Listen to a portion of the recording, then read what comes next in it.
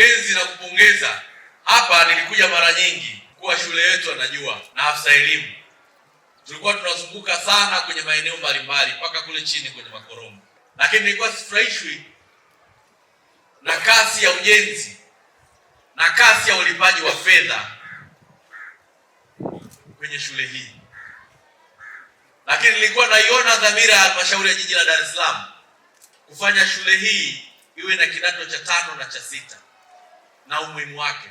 Ilifika mahala wakandarasi, wachumi, mainjinia, wagavi wa halmashauri tulikaa kikao kutafuta nini mchawi, nani katuloga kwenye halmashauri yetu ya jiji la Dar es Salaam.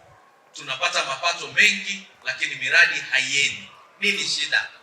Ninamshukuru Mungu, namshukuru Rais wa Jamhuri ya Muungano wa Tanzania, na kushukuru kaka yangu Elihuruma. Umeonyesha mchawi na mganga aliyekuwa ametuloga ni usimamizi na dhamira ya dhati.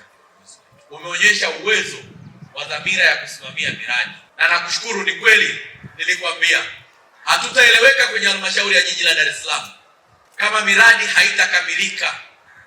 Leo ninaona na nafarijika, miradi inakamilika. Hongera sana, mpigeni makofi mengi.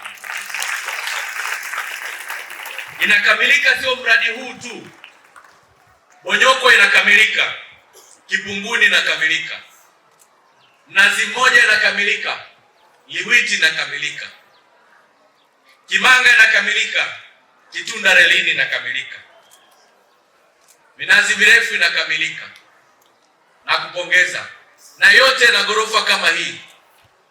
Zaidi Kitunda relini, shule ya bilioni 4 imejengwa kwa mwaka mmoja, na sasa tunapozungumza imekamilika.